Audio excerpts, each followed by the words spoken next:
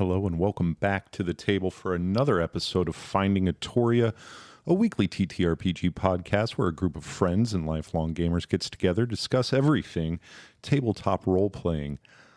Today's a little different. Most days are a little different, but today is very different because I have absolutely no one else to introduce in the studio. Today you hear me, you hear Malcolm.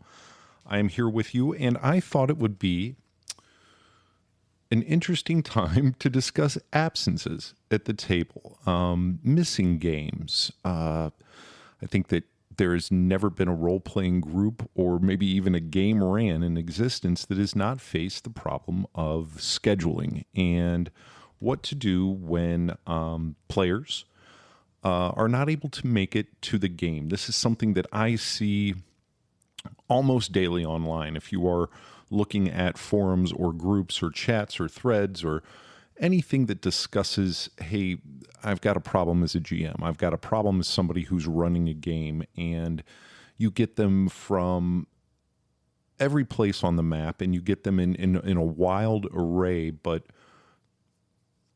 the questions usually pose is, what do I do? I've got a player that's missed game, or I've got a player that's missed game again, or I've got a player who's one of the main characters in this upcoming session, and they're not coming to game, and it's affecting my table. So I thought we'd talk about it a little bit on the podcast. What I'd like to do is get your thoughts and your input. Everybody out there that's listening has been part of a group, has probably had to miss game at some point in time. We're going to go through some of the things that it means, some of the things that it represents to both the people that are there, that are missing another player, and for the player that is missing the game. And then we're going to give you some tips, a couple of tools. I keep saying we like I'm surrounded by other people. I am alone in the studio.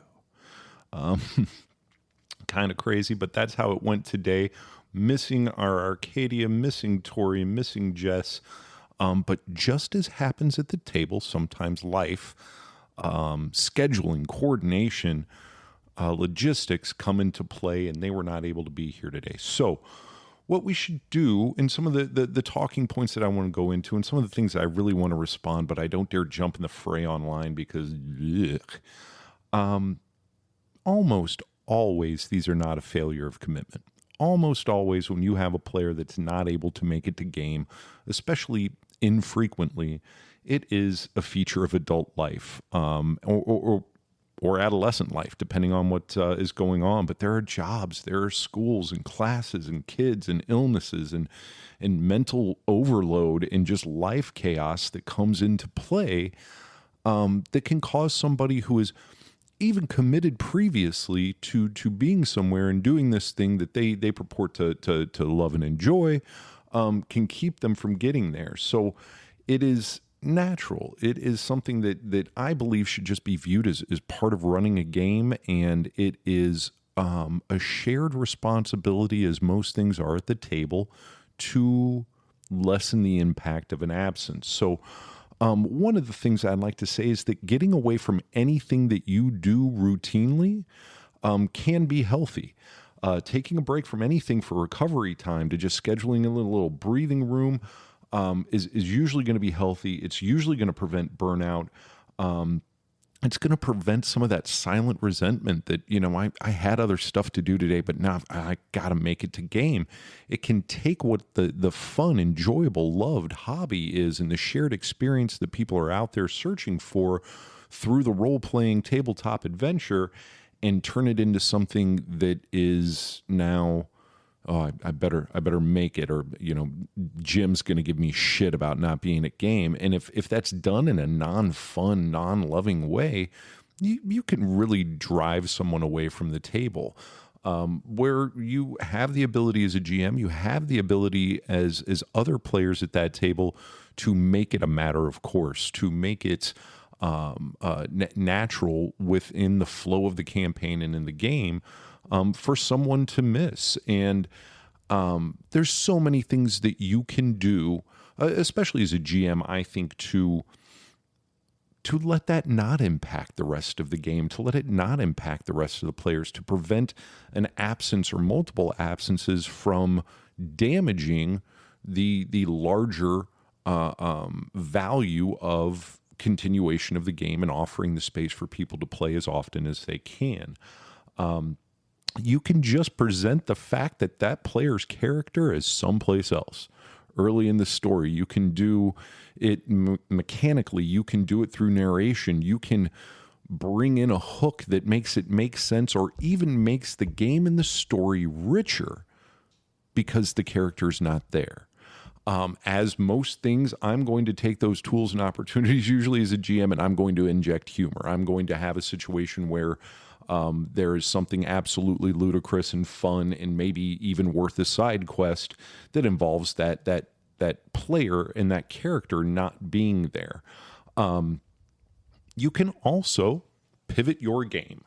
And this I chafe against, of course, but if you have a gaming group and you have a table that you play multiple games with and have played with for a long time, you can jump off of the story for a session.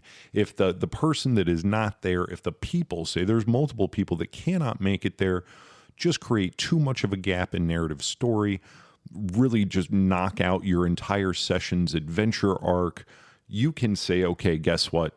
You guys are at a tavern waiting for Ben and Stank, and they never show up, but you overhear, the mystery of the Hooted Owl Tavern. And it can be that. It can be a prequel. You can do a little jump in time space and go, okay, through the mist that formed around you, you wake up 8 years younger. Before you met, insert missing player, and you can just kick it as a side quest, that game.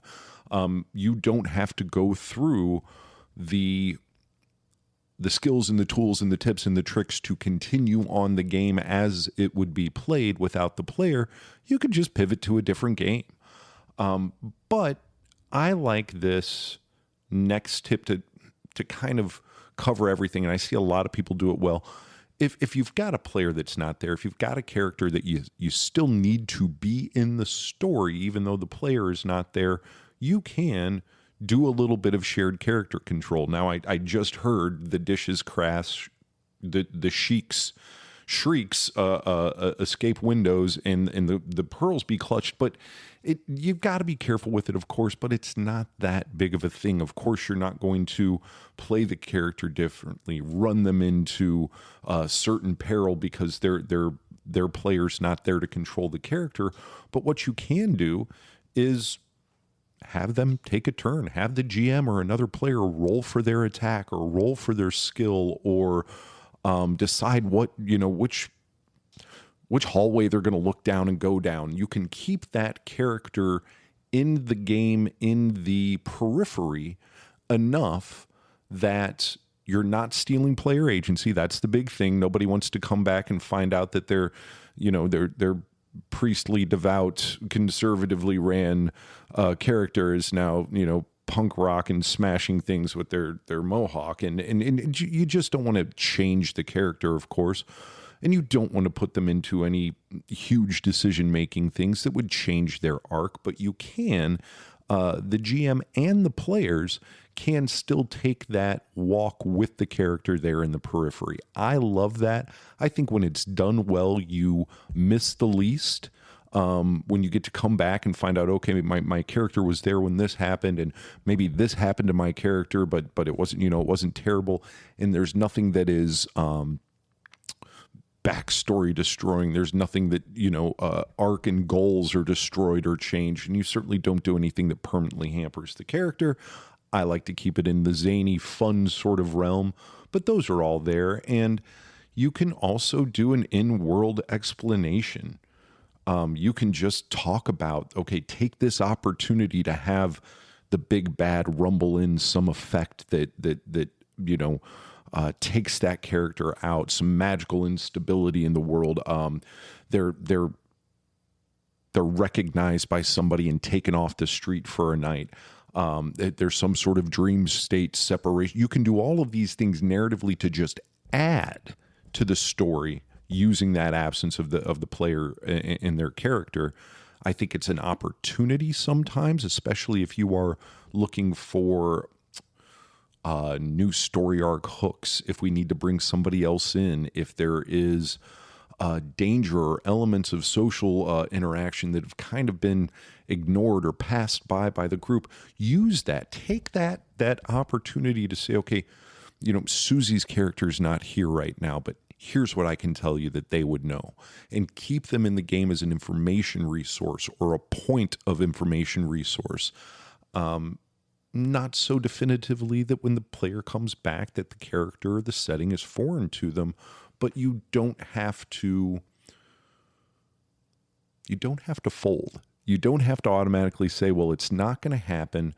Guys, game's off because Susie can't make it. I think that should be your last option unless your table says, hey, we choose, we ask, we would like to pivot, we would like to wait until we are whole again to play. We would like Susie to be here before we continue the game. If that's a consensus, follow logic and move with the consensus. But the players that are missing can impact the table. And let's talk about that for a second, because I think in the same way that we offer courtesy to any social groups of friends, colleagues, family, about making it to events and not being able to make it to events, you can kind of insert those same standard logical practices in for a gaming table. If you're going to have to miss it, you try to give people as much notice as possible. That gives your GM and the players time to decide how they're going to handle it. Communicate the goals of your player. You don't have to send a 10-page step-by-step, this is what I'm doing in, but say, hey, if I remember correctly, we're here and we're now, and this is what my character was planning on doing, or at least trying to figure out or obtain information or do this while we're there. So if I'm not there to play my character and my character is allowed to take some actions, here are my stated goals or motivations and things that I might be doing if I was there. Once again, you're not leaving a syllabus for a substitute teacher here. You don't go with order of attack or anything like that. Keep it simple and just let them know, hey, if we're going to the waterfall, I really need to collect this algae from the rocks underneath the waterfall. If you can make sure I do that, not get killed, I'd appreciate it. You can leave some ideas, you can leave some notes, and then there's just some tools that the group can use that make absences easier to handle and not having, especially for your bigger tables. I'm in a larger virtual game right now, and the ability to flow through information outside of the game setting has proved absolutely invaluable to not only the continuation with players missing and scheduling issues, but just a depth of buy-in and a depth of world and character decisions that are being done away from the table. I want to get into that a little bit more. Couple more tips, tricks, and ideas when we're talking on Finding Itoria this week. Absences and scheduling issues at your table. We'll be right back after a break. When you sit down at the table, open the books, and spill out the dice, you're looking for an epic adventure. Tabletop role-playing is more popular than ever, and every day new players join our great hobby. My name is Steve Kellums, and I'm the host of the Epic Adventure Podcast. I'm just a fan with a radio voice, but joining me on this quest will be Mike Howlett, the co-founder of Oddfish Games, a great independent game company, and Christina Stiso, a PhD student studying game-based learning. Together, we will discuss all things tabletop gaming, from character creation to world building to setting and pacing. We will give you tips and tricks to make your games, well, epic. Like and subscribe to the Epic Adventure Podcast today. This episode of Finding Itoria is brought to you by Wordleaf Media. The Finding Itoria podcast is looking for guests for our upcoming episodes. Are you or someone you know passionate about the TTRPG community and have a story to share? If so, contact us on our socials or reach out at wordleafmedia.com/Finding Itoria. And now back to your program.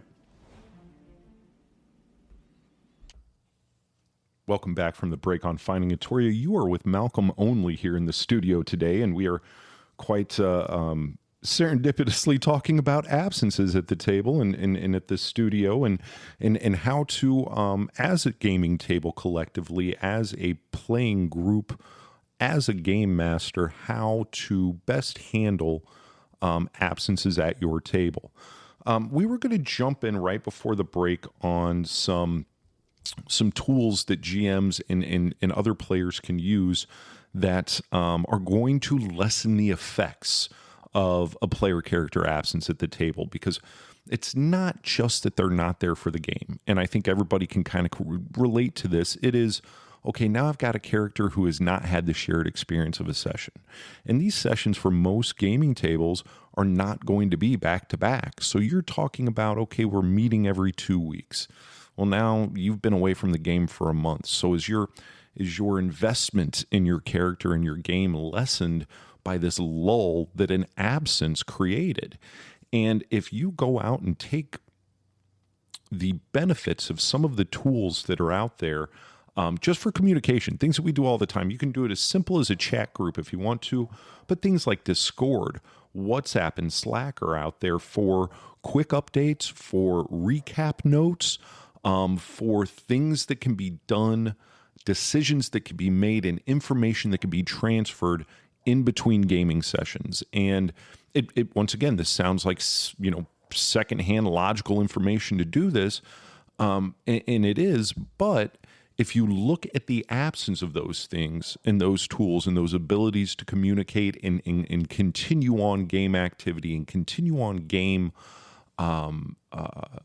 conversation outside of that window of time that everyone's together in a session, it is invaluable.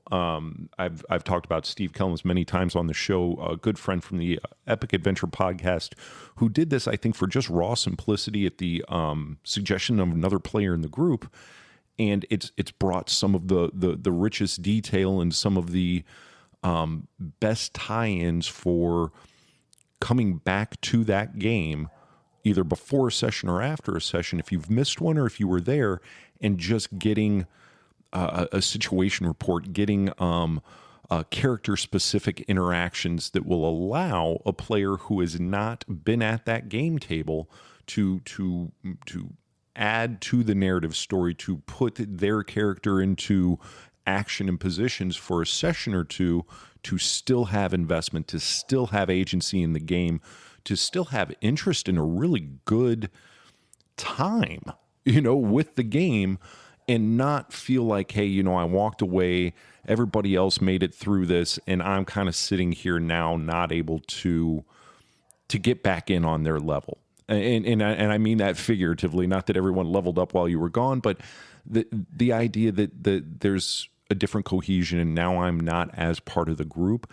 Those tools speak to that a lot, because you don't lose anything from the time that you were lost, and you can even employ those as a game master to just to deepen the world and the story. But we'll go into that some more later. Another thing that I think that we need to discuss when we're talking about missing games or absences from anything, but being away from the table, I think that we often kind of simplify it down to, well, my kid had a recital, so, I got to do the recital.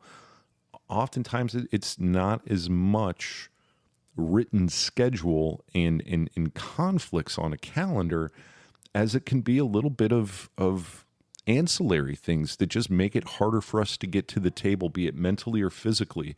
And I think that the idea of plopping down, pulling your dice and your character out and being ready to go every time is a myth. And there are mental health things, there are physical health things, and I think that it is incumbent upon the GM and incumbent upon the larger group to make sure that there's that initial inclusion into that table, into that space, is not taken away because of absence, simply when those absences could have so many different root causes. I think that you can do things there, like, we talked about the Discord and the outside of game tools, but you can always offer remote options for people to play. If you've got 4/5 of your table sitting at a physical table, and then you've got a laptop or a screen with somebody else, that still gives them an option in, where that might be their only option in for that session due to limitations that we just don't know about. You can provide the recaps, like I said, and keep the communication kind. I think that, most of us know the people at our tables well enough that the gentle ribbing can get a little ungentle, and it's still in that good, fun space. But know your audience, know your individual, and before you unload on them and say, I had a great scene set up for you, and you're a loser, you didn't make it, thanks for hanging me out to dry, could be completely humorous on the GM side, who's given their buddy a hard time, and it could land a lot differently for that player who may have had a very big decision to make when they missed that game and had to, couldn't come to the answer of attending or not easily. So just some things to keep in mind. Once again, this is Common Sense 101 with your friend Malcolm on the Finding Atoria podcast. But I think that if we kind of get a roadmap mentally to handling these things, then they're going to be less destructive, less interruptive when they come up at your table. So you're obviously going to get to a time where we have to cancel a session, and there are going to be things that you just can't get around, be it a majority of the table can't make it. If the group says, hey, you know what, we're a small party and we've got 2 missing, let's just call it.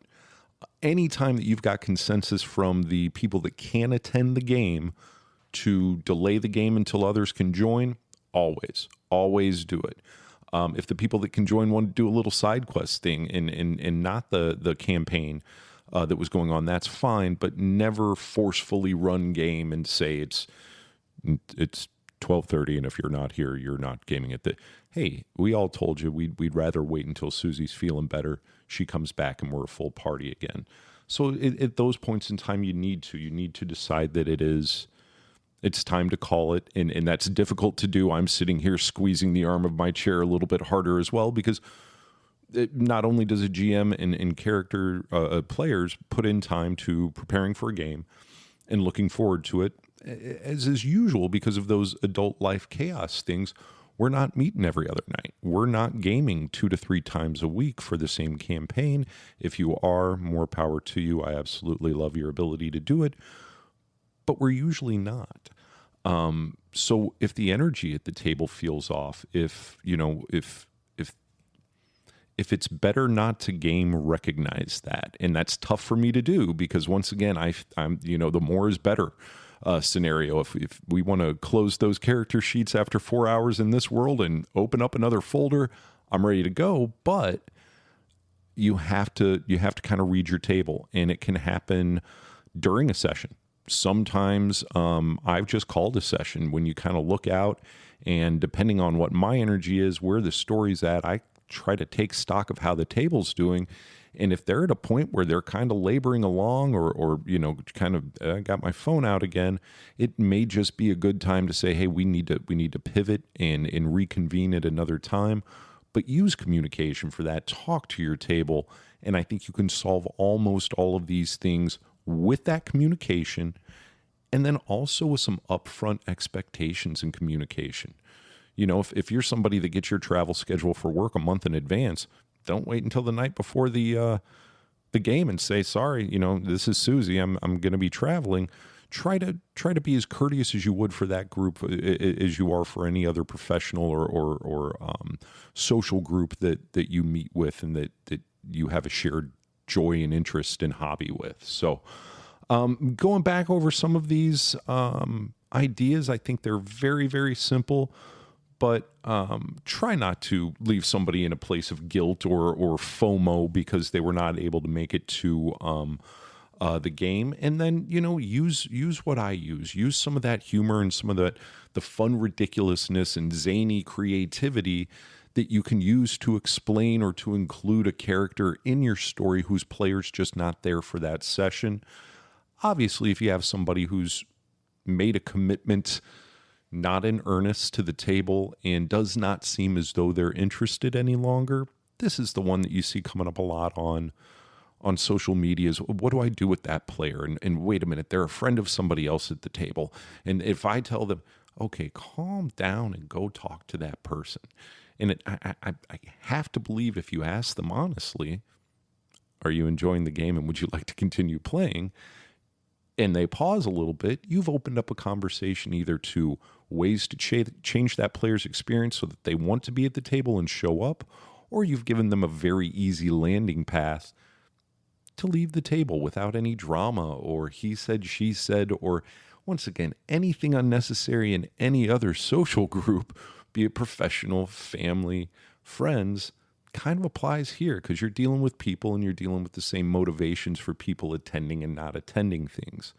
So never take it personally, never be punitive to the player that's not there, and always use communication to make sure that you're making the table that you created for this game as accessible in month 8, year 4, as it was when you sat down for session 0 and all agreed to play it. So nothing mind-shattering here, but they left me alone on the microphone, so I had to babble.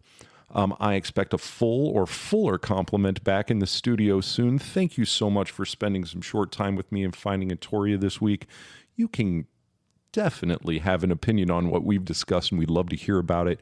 You can add us on all the social medias. We'd love to hear from you there. You can direct us. You can contact us directly at www.wordleafmedia /Finding Itoria, and you can email us at contactus@wordleafmedia.com. You can leave a review on our YouTube and some comments there, and you can always visit our Patreon to support the show. Until next week, enjoy your games, enjoy your tables, and thank you so much for taking the time to be with us. We will talk to you next week on Finding Itoria. Bye. This episode of Finding Itoria is brought to you by Wordleaf Media. Find us at wordleafmedia.com /Finding Itoria if you or anyone you know has stories or other good things to say about TTRPGs. Get a hold of us. You can find us on all the social medias. This episode of Finding Itoria is brought to you by Wordleaf Media. Are you interested in sharing stories of your favorite TTRPG experiences? If so, reach out at www.wordleafmedia.com /contact us on our socials, or you can now leave a comment on your favorite Finding Itoria episode at our Wordleaf Media YouTube channel.